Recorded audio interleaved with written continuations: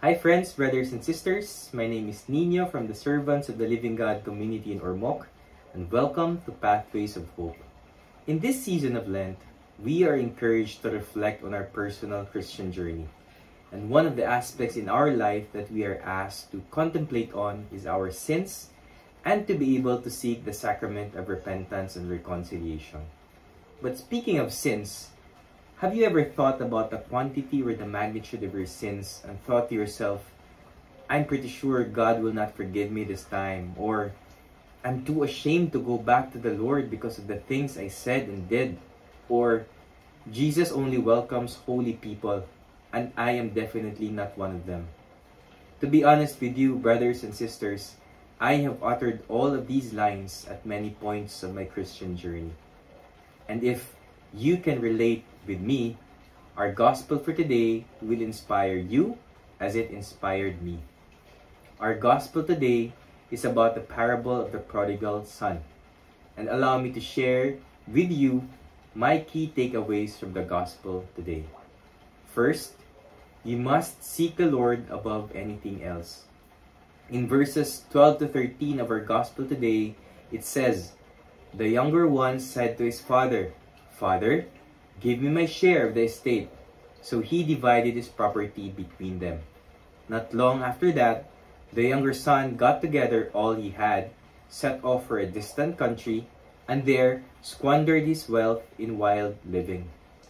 There is always this temptation to seek first the pleasures of this world over God's will. YOLO, or you only live once, as some people say. And so the world encourages us to seek and achieve as many worldly pleasures as we can, because we will never experience those again when we pass from this world.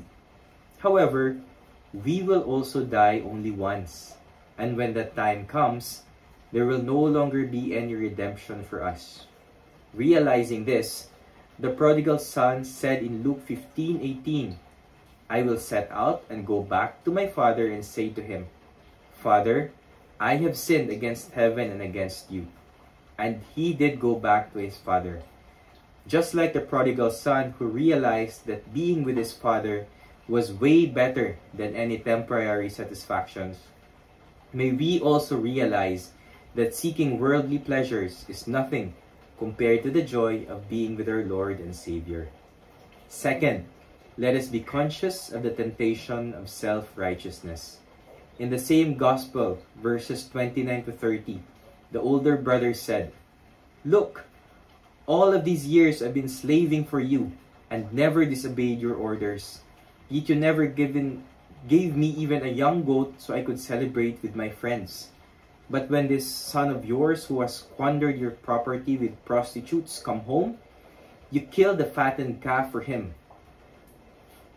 Now many of us would say, surely I would have never said anything like this to the Lord. But come to think of it, have we not at one point in our life questioned the Lord why He blessed people with good things, even though we deserved it more? Or have we not at one point in our life questioned why He allowed bad things to happen to us when there were more people more deserving of such undesirable consequences? Brothers and sisters, self-righteousness leads us to ask the Lord, why? Because in our mind, sometimes we think the Lord could have done it better. For the older brother, he might have thought that it would have been better if the father punished the prodigal son for what he did, or at least not made a big fuss about the sinner's return. But the father answered him in verse 31, saying, "My son, you are always with me, and everything I have is yours." Just like the Father's generosity and will, we can also never begin to fathom God's generosity and His will. And so let us not allow ourselves to give in to the temptation of self-righteousness, and instead have grateful hearts, knowing that if we are in the Lord, He will provide for everything that we will ever need.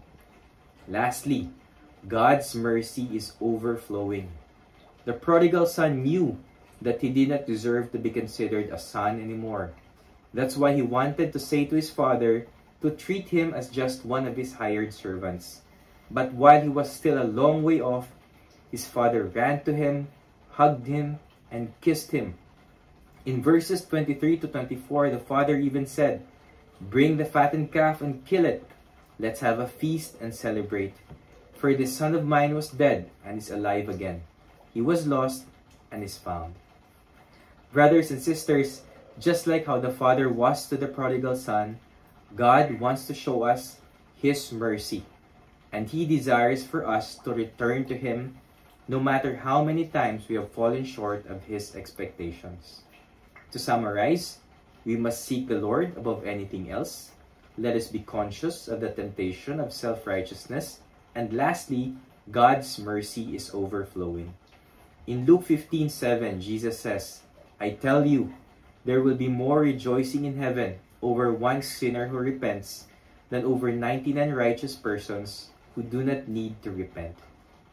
As we are about to end this reflection, let us imagine our Lord, our Heavenly Father, with arms wide open, ready to accept us back and forgive us, no matter how far we have strayed, the moment we decide to return back to Him.